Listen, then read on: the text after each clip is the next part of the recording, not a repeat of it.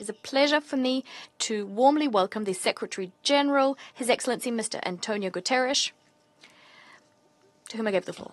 Madam President, Excellencies, I thank the Council for the opportunity to discuss the utter humanitarian catastrophe engulfing Sudan.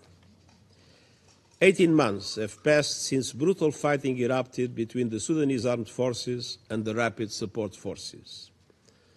The suffering is growing by the day, with almost 25 million people now requiring assistance. The people of Sudan are living through a nightmare of violence, with thousands of civilians killed and countless others facing unspeakable atrocities, including widespread rape and sexual assaults. In recent days, we have heard shocking reports of mass killings and sexual violence in villages in Al Jazeera state in the east of the country.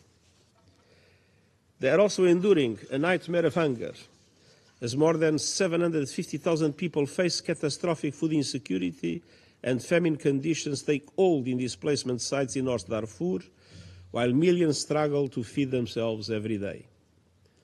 They are confronting a nightmare of disease, with cholera, malaria, dengue fever, measles, and rubella spreading fast. A nightmare of collapsed infrastructure, with vital health systems, transportation networks, water and sanitation systems, supply routes, and agricultural production grinding to a halt. A nightmare of displacement, the largest displacement crisis in the world, with more than 11 million people fleeing since April last year, including nearly 3 million who have crossed into neighboring countries. A nightmare of extreme weather, with nearly 600,000 people affected by heavy rains and floods this summer.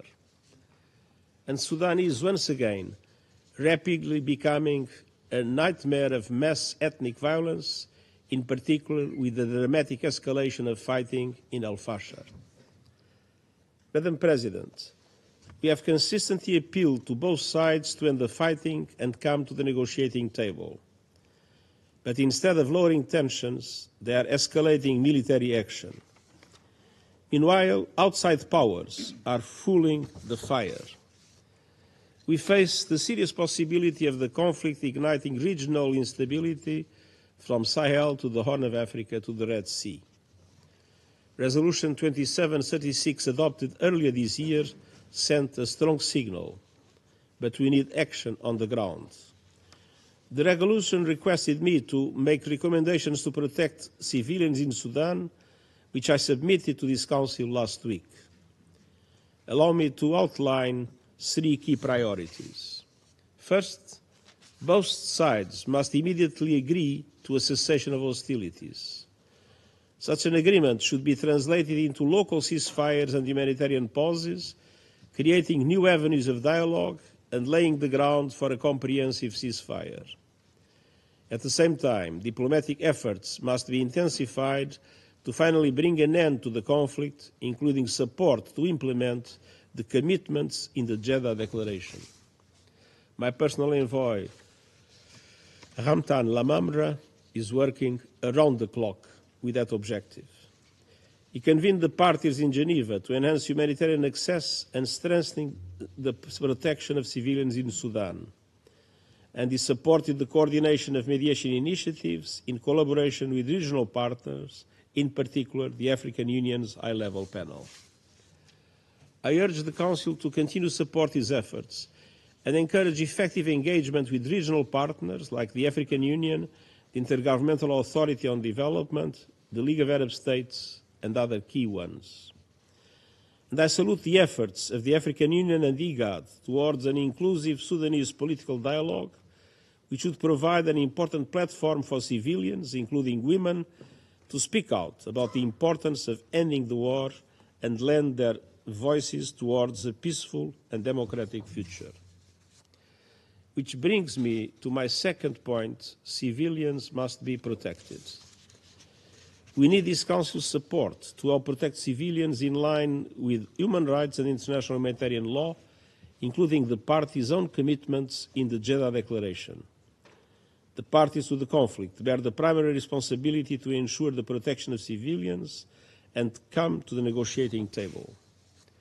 I am horrified by the rapid support forces' continued attacks against civilians in Al-Fashar and surrounding areas, which include displacement sites where famine conditions have been confirmed. And I'm also horrified by reports of attacks against civilians perpetrated by forces affiliated with the Sudanese armed forces in Khartoum, and by continued mass civilian casualties due to apparently indiscriminate airstrikes in populated areas. The perpetrators of serious violations of international humanitarian law must be held accountable. And domestic and international human rights monitoring and investigation mechanisms must have space for documenting what is happening on the ground. Civil society and journalists must be able to do their jobs safely without fear of persecution and attacks. The direct or indirect flow of weapons and ammunition into Sudan, which continue to fuel this conflict, must cease immediately. Diverse Sudanese voices, human rights organizations and others have called for stepped-up measures, including some form of impartial force to protect civilians. These calls are a reflection of the gravity and urgency of the situation facing civilians in the country.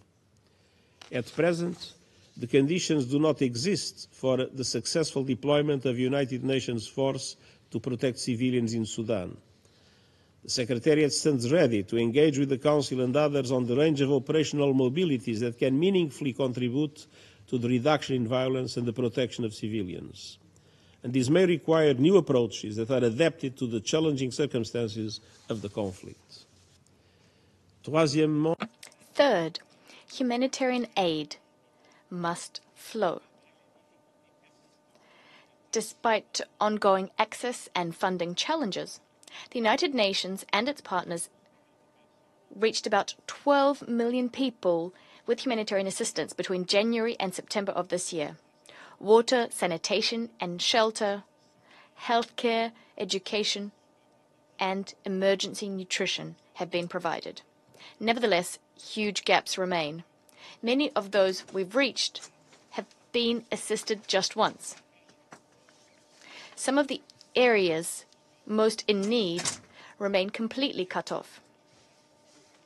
Rapid, safe, and unfettered humanitarian access must be ensured through all necessary routes, cross-border and cross-line.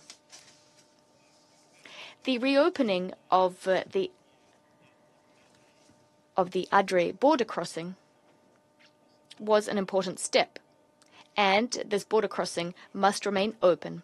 I urge the parties to allow more life-saving aid to flow into the areas where the need is greatest and for it to flow through the most efficient routes. We need humanitarian workers moving around the country and doing so rapidly and safely.